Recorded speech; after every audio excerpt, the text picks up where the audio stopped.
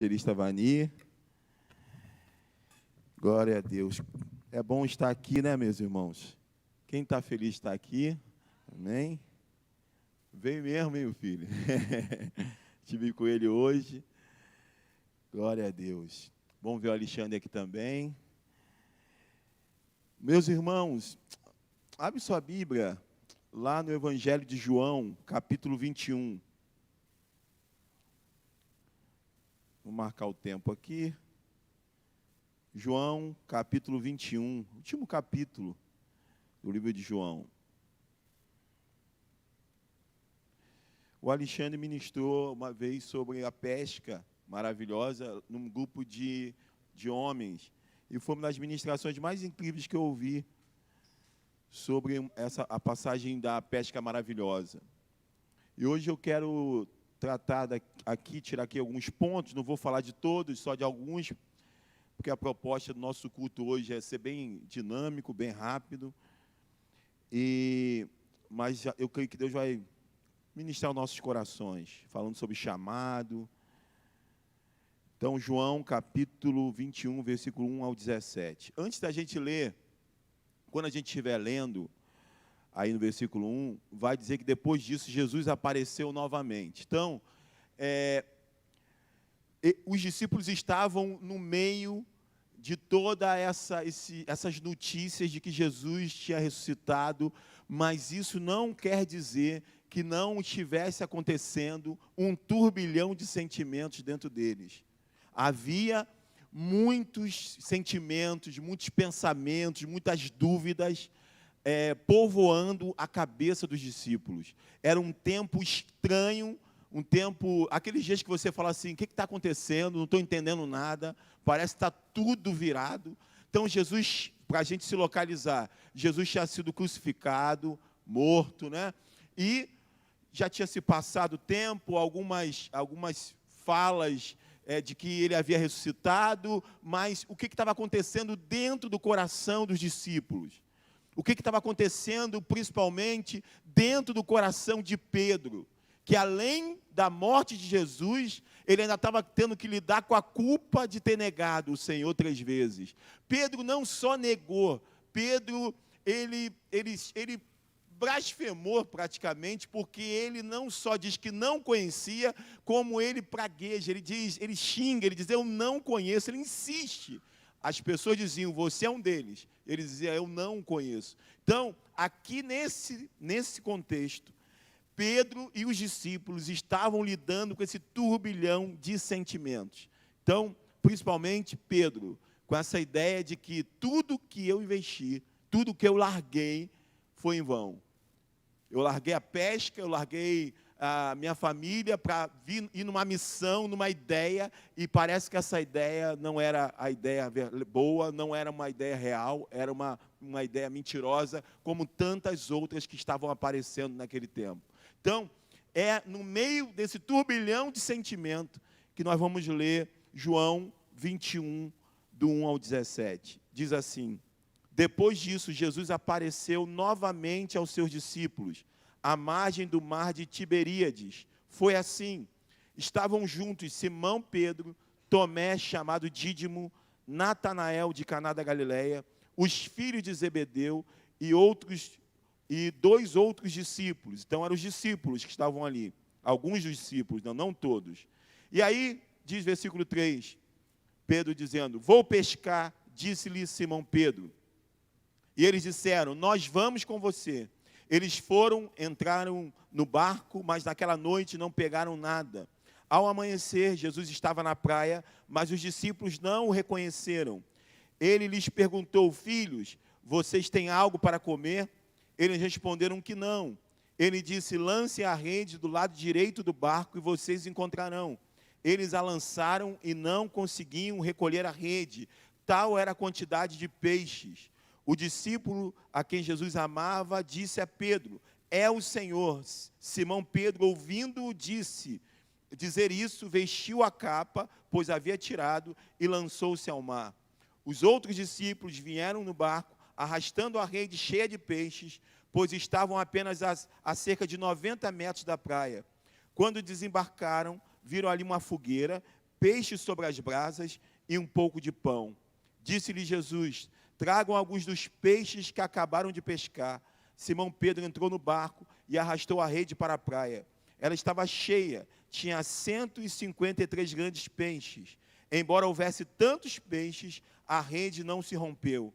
Jesus lhes disse: venham comer. Nenhum dos discípulos tinha coragem de lhe perguntar: quem és tu? Sabiam que era o Senhor. Jesus aproximou-se, tomou o pão e deu a eles, fazendo o mesmo com o peixe. Esta foi a terceira vez que Jesus apareceu aos seus discípulos, depois que ressuscitou dos mortos. Amém? Até aí. Depois ele vai chamar Pedro, que chama a restauração de Pedro. Amém? Senhor, nós oramos agora.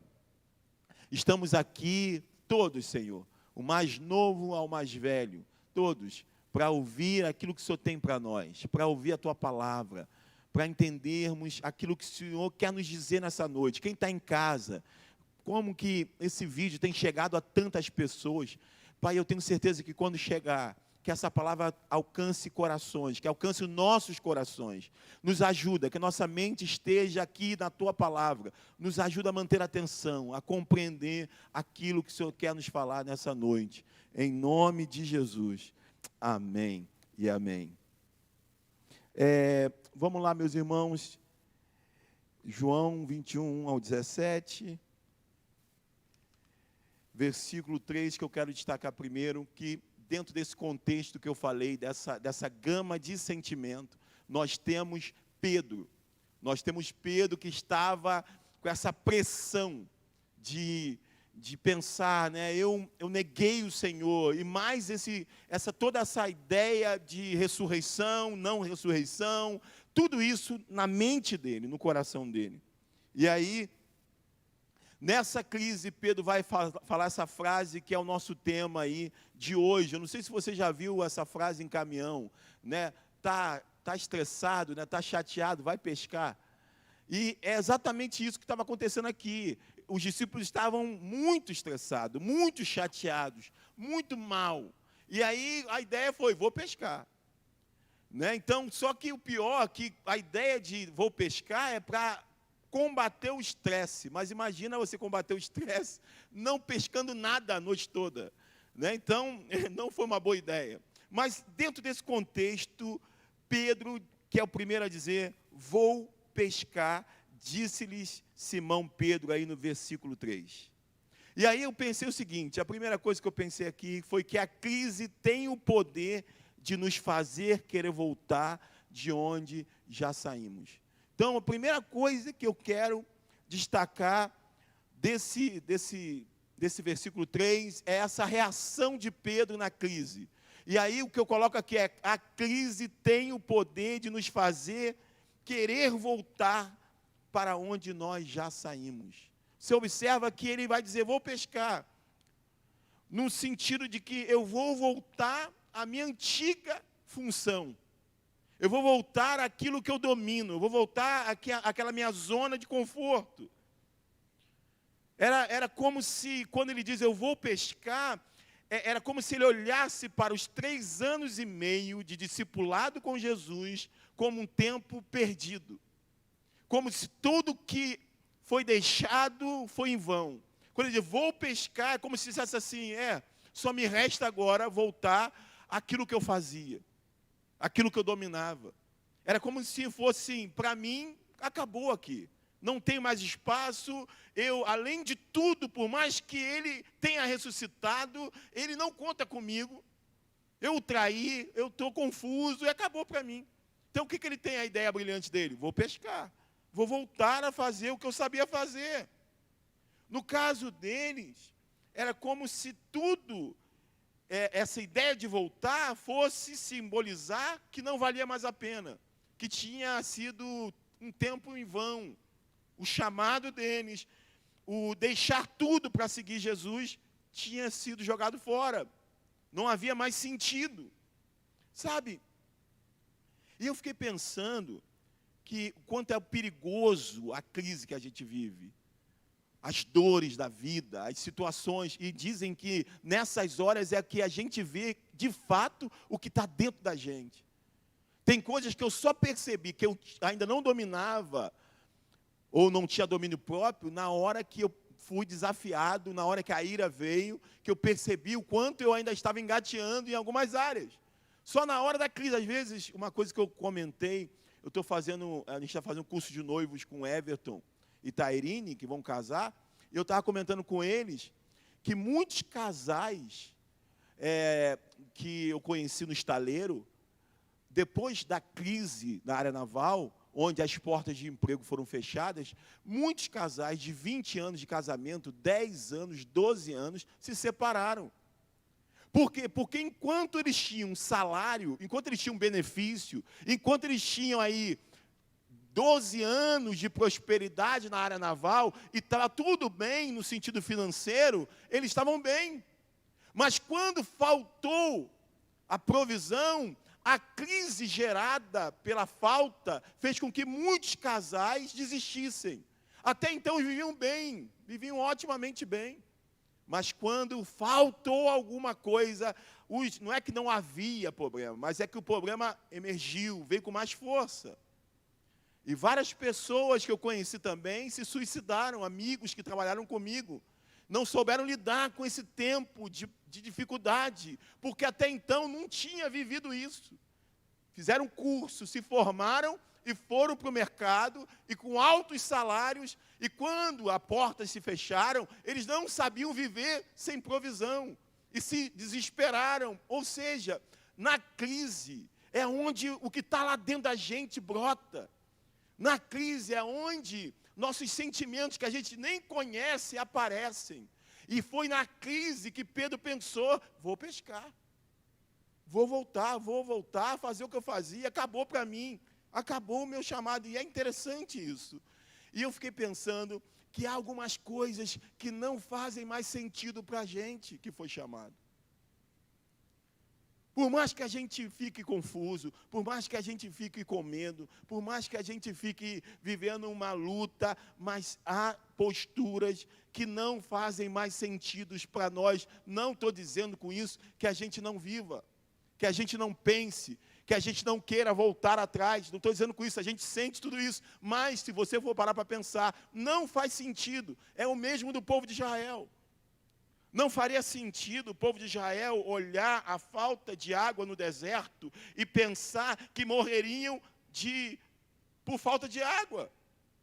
Por quê? Porque, ao olhar para trás, eles viam a maneira sobrenatural que eles saíram do Egito. A maneira sobrenatural que o exército de Faraó foi desbaratado. A maneira sobrenatural que o Mar Vermelho se abriu. A maneira sobrenatural de uma nuvem que os cobria. De uma coluna de fogo que os aquecia à noite. Quando eles olhassem para toda a história deles, eles deveriam pensar, não faz sentido eu pensar que o Senhor não me chamou, que o Senhor não está conosco. Tem coisas que não faz sentido, mas a crise nos faz achar que faz sentido. A crise nos faz achar que estamos abandonados, que estamos sozinhos, que não vale mais a pena, que devemos voltar à nossa antiga posição, quando Deus já nos tirou daquela posição. A crise tem esse poder. Eu vivi muito essa crise.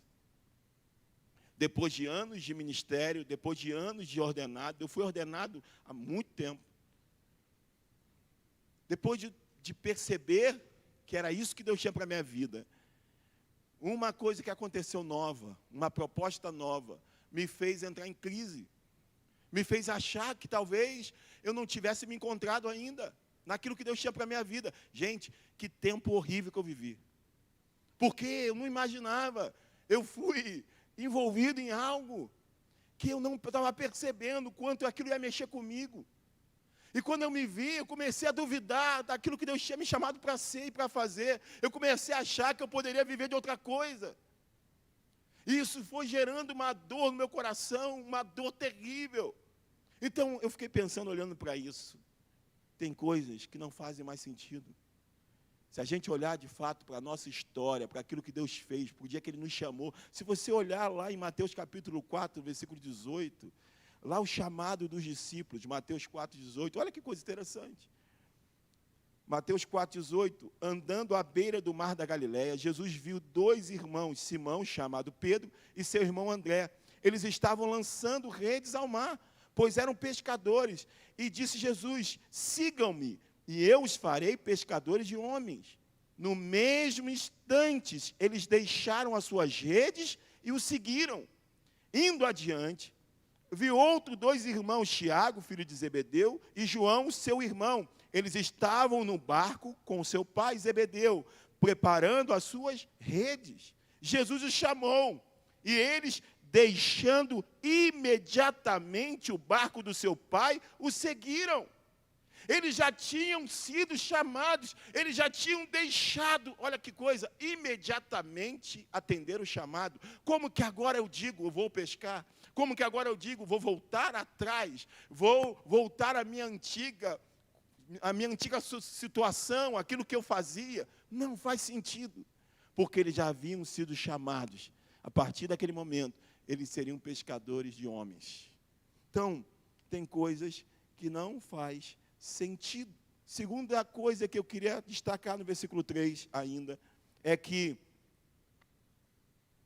depois que Pedro disse, vou pescar, disse-lhe Simão Pedro, eles disseram, nós vamos com você. Segunda coisa que eu quero destacar é o quanto nossas decisões influenciam quem está próximo da gente. Quando Pedro, vivendo essa crise, pensando, acabou para mim, disse, eu vou pescar, automaticamente os discípulos estavam ao redor dele, disse, nós também vamos com você. O quanto que nossas decisões interferem nas pessoas que estão próximo da gente. Coisas que a gente pensa que só diz respeito a nós, influenciam a quem está próximo da gente.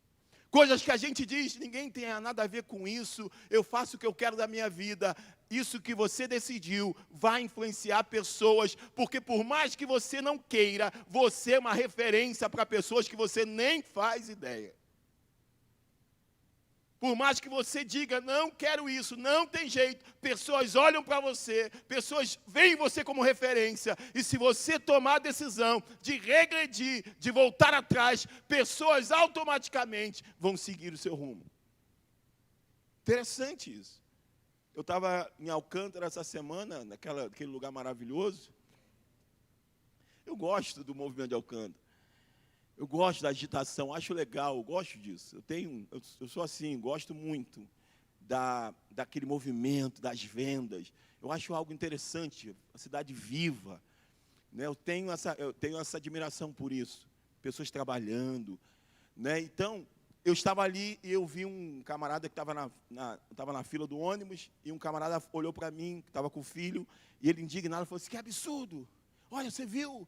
E tal, o que ele estava falando? De uma pessoa que estava vindo com um filho no colo, uma criança muito pequena, fumando. A pessoa estava com um neném no colo e estava fumando. E ele ficou indignado de ver aquilo. Realmente é algo que nos causa uma indignação. Porque alguns especialistas dizem, se você estiver numa casa de 4 andares, e seu filho estiver dormindo no 4º andar, e você estiver no 1º andar fumando, quando fizerem exame no seu filho, vão encontrar traços de nicotina no sangue do seu filho lá no 4º andar. É uma coisa terrível, que dirá no colo.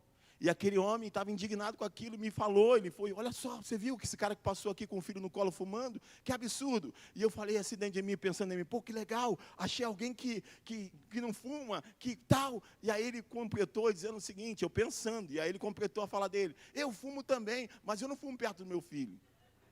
Aí aquilo deu um balde de água fria, poxa, eu crente que ele não fumava, mas ele disse que fuma, mas não perto do filho. E eu fiquei pensando o quanto que a gente faz isso. O quanto que a gente quer dar um exemplo que a gente mesmo não dá. Eu não fumo com ele no colo, mas eu fumo escondido, mas eu fumo. E pensando que nossos filhos não percebem. O quanto que isso é danoso, o quanto que isso é terrível. E a gente pensa que nossos filhos não vão perceber e não vão seguir o nosso exemplo. Quer ver uma coisa? Bebida alcoólica. A gente pensa que a gente domina. A gente pensa que não há problema algum. A gente pensa que, qual é o problema? Eu sei me dominar, eu tenho domínio sobre isso. Eu tiro isso de letra. Eu estava até vendo um relato de uma pessoa que chegou num estágio tão terrível do alcoolismo, que ele tomava Veja, esse produto de limpeza. Ele já chegou a tirar gasolina do tanque do carro, porque ele ficava tão desesperado, que ele bebia gasolina. O cara chegou no estágio, tem um repórter muito conhecido, ele estava relatando ali a situação dele. E aí, muita gente diz, eu domino, e começa a comprar, começa a colocar na geladeira, eu tenho liberdade e tal, só que tem filho, só que tem neto, pessoas que estão olhando num mundo extremamente sedutor, no que diz respeito à bebida alcoólica e a drogas. E a gente está vendo uma porção de gente dizendo, eu domino, eu sei, é minha liberdade, é o meu direito. Mas esquece que você influencia muitas pessoas. E a Bíblia diz, no que diz respeito a comer carne sacrificada a ídolos ou não, que muitas vezes você deixa de fazer algo por amor a alguém que pode se escandalizar por aquela sua atitude. Tem coisas que a gente até abre mão, tem coisas que a gente até diz, olha, eu sei me dominar, eu tenho essa compreensão, eu já me provei nisso e eu tenho muito equilíbrio nessa área, mas sabe de uma coisa? Por amor àqueles que podem ser influenciados por me ver, eu vou abrir mão disso. Mas não, a gente não tem noção como pessoas se espelham nos nossos passos, no nosso exemplo, no nosso jeito de ser. E quando Pedro diz, eu vou pescar, todo mundo foi junto. E eu lembro que Apocalipse vai falar do pecado de Balaão, o terrível pecado de Balaão, que foi ensinar a Balaque como induzir o povo de Deus ao pecado. Ele diz, no entanto, tenho contra vocês algumas coisas. Vocês têm aí pessoas que se apegam aos ensinos de Balaão, que ensinou Balaque a armar ciladas contra os israelitas, induzindo-os a comer alimentos sacrificados a ídolos e a praticar imoralidade sexual. Toda vez que eu penso em exemplo, toda vez que eu penso em induzir alguém ao pecado, eu penso nesse pecado de Balaão, que se de uma forma eu não posso amaldiçoar o povo de Deus, eu vou instruir aquele que me contratou como fazer com que esse povo peque. E muitas vezes pessoas sentam com pessoas que têm uma predisposição ao alcoolismo e bebem, mesmo sendo cristãos, achando que ele domina, mas ele não tem noção que aquela pessoa que está sentada na mesa, que o vê como referência, está a um passo do abismo por sua culpa. É inadmissível isso. Então nós temos que pensar que tudo que a gente faz reflete nas pessoas que estão próximas da gente. Pedro, quando disse, vou pescar, automaticamente todos disseram, nós vamos com você, você não vai sozinho. Nós vamos voltar atrás, nós vamos abrir mão de tudo, não vale mais a pena. Outro ponto no versículo 3 também. Eu não vou tirar tudo do texto, porque não tem como. Eu vou destacar só algumas coisas. Ele disse, vou pescar, disse-lhe Simão Pedro. E eles disseram, nós vamos com você. Eles foram e entraram no barco, mas naquela noite não pegaram nada. Essa questão de pescaria é um negócio muito interessante. Lá na Bahia eu tive mais contato com esse negócio de pesca. Eu não gosto muito de pescar. Meu pai não gosta de pescar de linha, meu pai só gosta de pescar com rede. Tem pessoa, o pastor Renato ama pescaria de linha, que é com anzol, né, e tal. Mas lá na Bahia, você vai olhando e conversando, você vê que há toda uma cultura por trás disso. Não, há dias específicos, a hora específica, a lua específica, a maré específica, há várias questões envolvidas na pescaria que a gente leigo não sabe. Então, se eu chegar para o pai da Dani lá na Bahia e falar, vamos pescar hoje, ele vai olhar, talvez ele diga, não, hoje não dá, hoje o mar não está para peixe. Porque ele já sabe. Ele já sabe o dia, a hora, a maré, tudo. A região que é mais propícia, que não tem tanto barulho de embarcação, que é mais fácil de pegar, ou seja, de pescar. Há toda uma cultura por trás, mas é interessante que com todo o conhecimento deles, eles foram fazer aquilo que eles dominavam desde garoto, aquilo que você vê lá no chamado deles, que os pais faziam com eles tinham embarcação própria. Eles conheciam isso, eles conheciam essa profissão. E eles foram voltar para fazer o que eles sabiam. E o que aconteceu? Naquela noite, eles não pegaram nada. Olha que coisa! E eu fiquei pensando, existe um nível de conhecimento de Deus que ao atingirmos, se torna irreversível. Há um nível de intimidade com Deus que o Espírito Santo nos leva, que quando a gente atinge esse nível, fica irreversível. Você não tem mais chave para voltar, você não tem mais barco para voltar, você não tem mais rede para voltar, você não tem mais opção. Você acaba dizendo como Pedro: para onde iremos nós se só tu tem palavras de vida eterna? Não dá certo ficar a noite toda de teimosia e não pegaram nada, porque depois que você atinge um nível, um chamado, você não tem opção que não seja caminhar para frente. Aquele que tem posto a mão no arado não pode voltar atrás. E se insistir, você vai perceber que nada vai dar certo. Pode dar certo por fora, mas por dentro não dá. Todo mundo vai te elogiar por fora, todo mundo vai te dizer que oportunidade, como foi meu caso. Que oportunidade, agora sim a família foi vingada de anos e anos de desprezo e de não sei o quê. Agora sim a família está dando uma volta por cima. Através de você nós conseguimos. Faculdade Federal, agora sim, agora a coisa vai. Seu currículo vai ficar maravilhoso. As portas vão se abrir. Por fora sucesso, por fora elogio, por fora oportunidade, por fora dinheiro, por fora uma carreira maravilhosa, mas por dentro eu em frangalhos, eu pensando, eu estou indo contra aquilo que o Senhor me chamou para fazer e para ser. E não adianta, meu irmão, e a gente insiste. A gente fica a noite toda tentando. E a gente insiste. Mas tudo se torna um peso. Tudo se torna um fardo. Tudo se torna mais complicado. Sabe por quê? Porque quando você atinge um nível de intimidade, de relacionamento com Ele, você não tem opção de retorno. Quando você tenta, você vai ficar dando soco em ponta de faca. Porque você não fica bem. Tem um rapaz que é um dos responsáveis pelo Tencent no Brasil, garoto incrível, descendente de japonês, Teófilo Hayashi, não sei nem falar o nome dele. Ele diz uma coisa interessante, ele diz, falando do testemunho dele, ele diz: o crente que fica em cima do muro é o cara mais desgraçado. Ele não consegue pecar gostoso e nem consegue se render em adoração completa, em entrega total no altar. Que vida miserável. Você não é nenhum e nem outro. O cara não consegue pecar como todo mundo peca. Todo mundo peca. Mas você peca, mas fica mal. Você não consegue se entregar ao pecado. Por quê? Porque você atingiu um nível que você não tem mais retorno. Se você insistir, você vai insistir, mas vai sofrer por essa insistência. Porque você já compreendeu que não há mais aonde ir, que somente a proposta do Senhor faz sentido, porque você foi comprado, porque você tem um valor que não se calcula. Você já entendeu, então você vai insistir contra a sua natureza agora transformada. E aí vai tentar e não vai conseguir pescar. E se conseguir pescar e as pessoas vão te elogiar, você não vai conseguir reconhecer nada daquilo que você conquistou. Porque só faz sentido aquilo que você conquistou debaixo do chamado daquele que te chamou.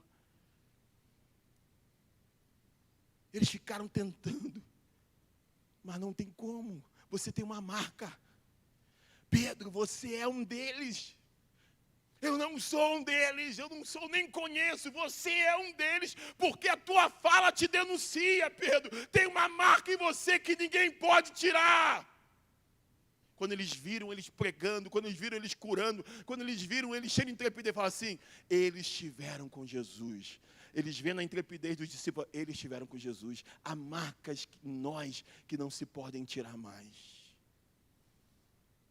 Eu lembro sempre do meu cunhado Edmar, que se afastou, começou a usar drogas, se afastou, foi parar lá em Vitória e foi assassinado. E quando nós chegamos lá, por causa de um telefonema, a gente não ia saber de nada, ele poderia ser enterrado como indigente, mas uma ligação que ele fez, na época, que não tinha essa comunicação que tem hoje, mas ele fez uma ligação da casa de uma senhora, num morro lá de Vitória, e ligou para a gente, depois de muito tempo sem saber notícia dele. Ele foi parar lá através de um barco de pesca, e ele ficou por lá.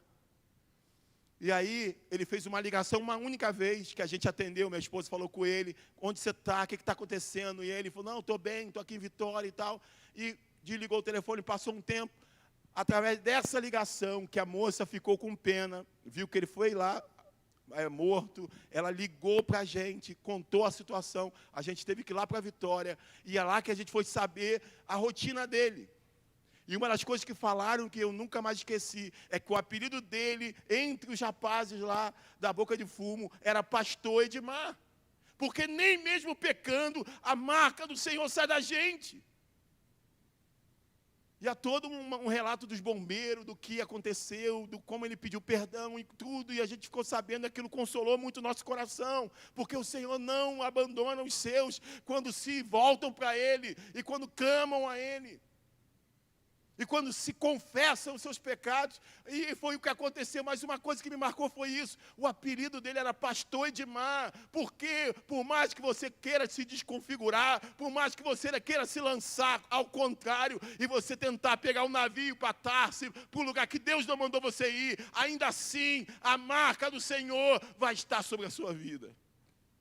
E é interessante que Jonas, na crise que ele viveu, lá no barco, depois que ele foi jogado ao mar, e o mar se acalma, os marinheiros se convertem ao único Deus verdadeiro. Até mesmo na desobediência de Jonas, as pessoas foram convertidas. Mas mesmo que a gente fuja, quando a gente chega a um limite como esse, onde o Espírito Santo nos revelou o que nós sabemos do Evangelho, a gente não tem como voltar atrás. Se a gente insistir, nada vai dar certo, como eles ficaram a noite toda tentando e não estavam conseguindo. No versículo 4, ao amanhecer, Jesus estava na praia, mas os discípulos não o reconheceram. Outro destaque aqui é que quando a gente está em crise, nossos olhos ficam pesados e a gente não vê o Senhor. Ele está perto da gente e a gente não o reconhece. Assim foi no caminho de Emaús, com os discípulos que estavam discutindo, estavam tristes, estavam aflitos, e Jesus aparece e eles não o reconhecem. Por uma intervenção divina, sim, mas com certeza a preocupação, a crise, rouba a nossa capacidade de enxergar o Senhor. A gente pensa que estamos sozinhos. A gente não enxerga um palmo à nossa frente da presença de Deus. Porque na crise nos sentimos só, nos sentimos abandonados, e eles não reconhecem. Eles não reconhecem que é o Senhor. Nossa percepção fica comprometida. Por muitas vezes a gente traduz como um abandono. Eu lembro sempre de Agar e Ismael, quando Agar estava com seu filho de colo ali no deserto, e aquela criança próxima à morte, por sede, diz que ela clamou ao Deus. Naquela altura Deus abriu-lhe os olhos e ela viu um poço, e eu fico o tempo todo pensando, será que aquele poço, Deus fez com que surgisse aquele poço, ou será que o desespero de Agar não fez com que ela visse o poço que estava ali? Muitas vezes no desespero, a gente não enxerga nada, a gente não enxerga, não reconhece o Senhor. Versículo 5, para a gente ler aí, diz que ele lhes perguntou, filhos, e a gente vai seguir aí, vocês têm algo para comer? Eles responderam que não. Ele disse, lancem a rede do lado direito do barco, e vocês encontrarão. Eles a lançaram e não conseguiam recolher a rede, tal era a quantidade de peixes. O discípulo a quem Jesus amava disse a Pedro, é o Senhor, Simão, é o Senhor. E é interessante que quem é o primeiro a perceber e a ter os olhos abertos é o discípulo que Jesus mais amava, que é João. E quanto mais íntimo do Senhor você for, quanto mais você busca o Senhor e o conhece através da Escritura, mais seus olhos serão abertos nos momentos de crise. O primeiro a perceber que era o Senhor não foi Pedro, não foi os demais discípulos, mas foi aquele que Jesus mais amava, aquele que colocava a sua cabeça no peito do Senhor. Ele foi o primeiro a perceber que era o Senhor. Quanto mais íntimos do Senhor nós formos, mais nós vamos perceber o cheiro dele, a presença dele, a voz dele falando conosco, mesmo que seja em meio às crises. Pedro, ouvindo dizer, vestiu a capa, pois havia tirado e lançou-se ao mar. Os outros discípulos vieram no barco, arrastando a rede cheia de peixes, pois estavam apenas cerca de 90 metros da praia. Quando desembarcaram, isso aqui é a coisa mais linda do mundo. Quando desembarcaram, versículo 9, viram ali uma fogueira, peixe sobre as brasas e um pouco de pão. Eu fico olhando, que Cristo maravilhoso. Ele monta um cenário maravilhoso para eles. Ele prepara tudo, ele prepara peixe, ele prepara pão, ele tem brasas acesas, ele tem um peixe sobre as brasas, tudo preparado para receber os seus discípulos que estavam além de todas as suas angústias, frustrados porque tentaram regressar a um lugar que não cabia mais estar. E nesse desespero dele, ele prepara um ambiente maravilhoso para recebê-los. Ele tem brasas, ele tem peixe, ele tem pão. Versículo 10, me chama muita atenção também. Disse-lhe Jesus, tragam alguns dos peixes que acabaram de pescar. Eu estava conversando com os obreiros online, falando sobre essa passagem, e eu achei isso muito interessante, a gente comentou muito sobre isso. Jesus já tinha peixe, já tinha pão, já tinha brasa, já tinha tudo pronto. Mas ele pergunta e pede para que eles tragam do que eles acabaram de pescar para se juntar com aquilo que ele tinha. Isso é incrível demais.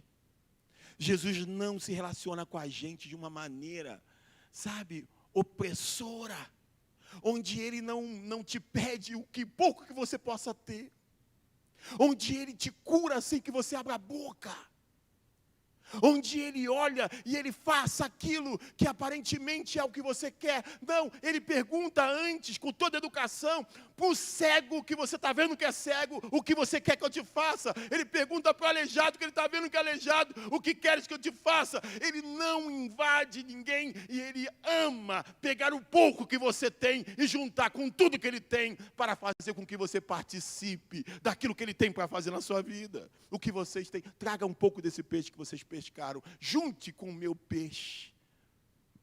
Isso nos enche, sabe, de alegria. Às vezes a gente se sente nada e nós não somos mesmo, só pela misericórdia. Mas é tão lindo quando a gente pode participar, quando a gente não se sente uma pessoa entrona, quando a gente não se sente alguém que está invadindo uma festa, mas alguém que é participante daquela festa. Então ele diz, pega um pouco do que vocês pegaram, junte com aquilo que eu já tenho e vamos compartilhar aqui.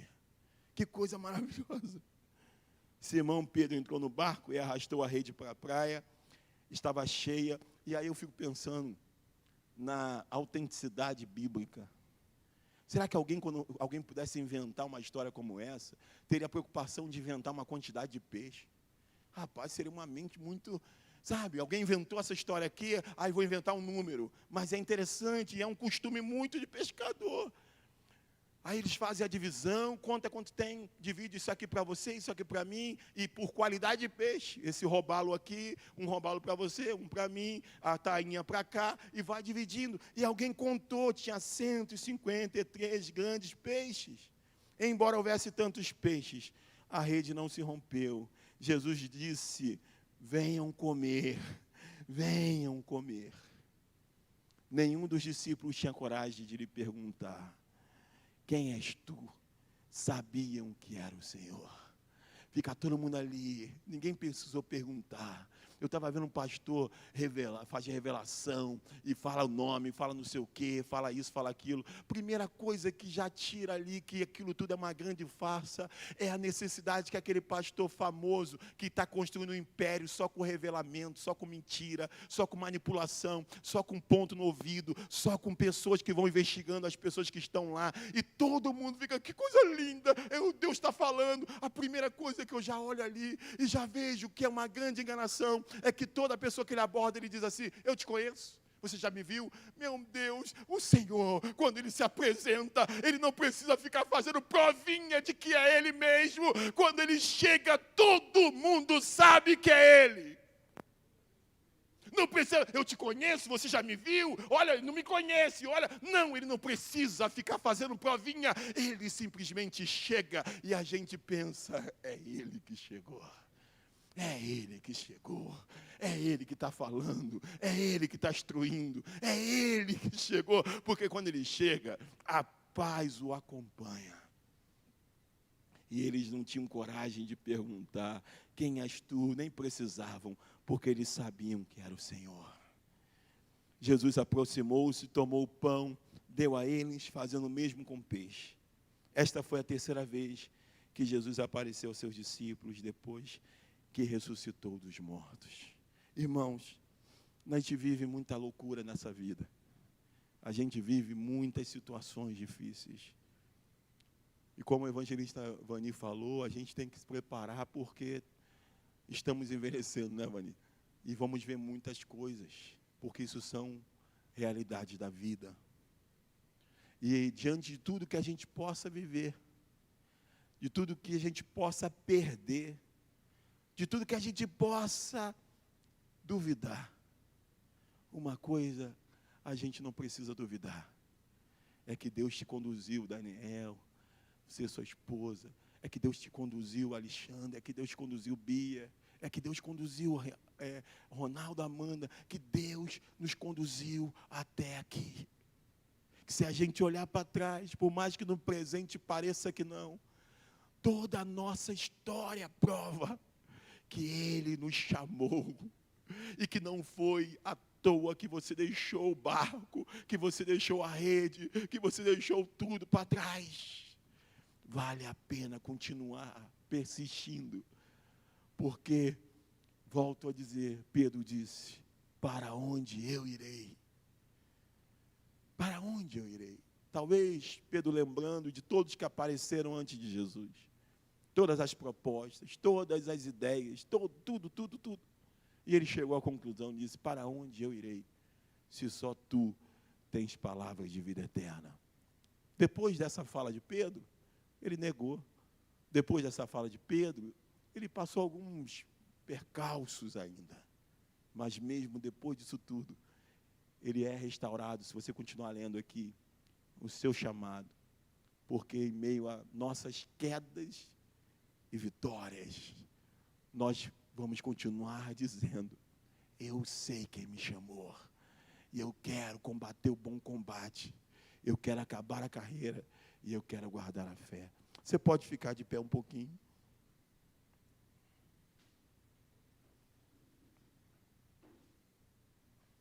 Irmãos, quando a gente vive essas crises, como que a gente deixa a certeza que tínhamos de coisas fazer com que a gente duvide da certeza que a gente tinha. Quando a gente vive essas crises, aquilo que a gente não tinha mais dúvida, que já estava testemunhado, já estava com fruto, já estava com tudo, a gente passa a olhar como nada, muitas vezes para o casamento, por exemplo, quando Deus levanta, quando Deus faz, quando a gente vive crises, a gente passa a olhar e não vê nada. Parecendo que foi um erro, parecendo que foi uma precipitação, parecendo tantas coisas. Mas é preciso a gente lembrar que o Senhor que nos chamou, que o Senhor que nos falou conosco, que nos deu a direção, e que a gente foi obediente a cada etapa, que a gente não se precipitou nelas, que Ele nos confirmou, que Ele continua dizendo, eu quero usar você. Eu te chamei, eu chamei você, que ninguém entenda, que todos falem, te critiquem, não importa, eu te chamei, e só você saberá explicar o chamado que está dentro de você. Não adianta tentar fazer com que pessoas entendam isso, porque elas não vão entender. Só você que foi chamado sabe explicar. Eles vão te questionar, eles vão te julgar, eles vão tentar te colocar uma roupa que não pertence a você. Você vai precisar insistir com eles, essa roupa não me pertence, eu tenho uma roupa própria dada pelo meu Deus. Você vai precisar ser muito insistente, porque senão você se veste daquilo que dizem, daquilo que falam, daquilo que determinam, daquilo que acham que é melhor para você. E você passa a viver uma vida que não é sua. Uma enfermeira, ela fez uma pesquisa com pacientes terminais. E um dos arrependimentos que ela viu mais vezes entre aqueles pacientes, além de vários, foi de ter vivido a vida que eles não queriam viver. Entre tantos arrependimentos, eles diziam, eu me arrependo. No leito de morte, nos últimos dias diziam, eu me arrependo de não ter vivido a vida que eu queria ter vivido. E aí eu traduzo para nós o seguinte, eu quero no final da minha vida poder viver a vida que o Senhor me chamou para viver. Que não haja nenhum arrependimento em mim de ter negado toda a pressão das pessoas, para que eu viva a vida que o Senhor me chamou para viver. Feche seus olhos um pouquinho. Senhor, nós estamos aqui, nesse dia, diante de uma realidade, que a vida é luta dura, que nós viveremos muitos desafios ainda, que já vivemos muitos soltos, que carregamos marcas do nosso corpo, na nossa mente. Mas, Pai, nos ajuda em meio a todas as situações que virão e que já passaram, a entender o nosso chamado. Senhor, que em meio às dúvidas, às dores, que o teu chamado permaneça inabalável na nossa vida. Que a voz que chama e diz, vem, segue-me. E imediatamente eles deixaram as redes, deixaram tudo para trás. E te seguiram. Que essa lembrança fique forte. Em meio a todas as vozes, em meio a todas as pressões, que de todas as dúvidas que a gente tenha, só haja uma certeza: nós nascemos para te servir, nós nascemos para ser seu, nós fomos comprados, há um valor em nós, há algo que o Senhor viu em nós, o Senhor nos chamou, não nos permita voltar atrás. Quem está em casa, quem está aqui, não permita que essa pessoa volte atrás, a antiga posição, não permita que a porca lavada volte à lama, que o cão volte ao vômito. O teu lugar não é aí. Pare de flertar com essa posição que não é mais sua, esse lugar que não é mais seu. Saia dessa condição, saia desse vício, saia desse lugar que te empurra, que te chama para trás e avance para aquilo que o Senhor tem. Arranque isso de você. Faça como José, largue a capa se for preciso da mão daquela mulher. Sai desse lugar. Esse lugar não é o teu. Esse lugar não é aquilo que Deus te chamou para viver. Viva o teu chamado. Viva pelo teu chamado. Desperte o dom que existe em ti. Desperte o dom que existe em ti. Desperta hoje. Vibre pelo dom que Deus te deu, pelo teu chamado. Não fique tentando pescar a noite toda, porque eu não deixarei dar certo. Eu que não deixo dar certo, porque eu não quero te perder. Eu não vou te perder. Uma vez, eu não abro mão. Eu não permitirei que você saia das minhas mãos. Que hoje, nessa noite, nós possamos despertar o dom que há em nós. Em nome de Jesus. Quem recebe, diga amém. Amém? Você pode aplaudir ao Senhor. Amém? Obrigado, Jesus. Senta um pouquinho.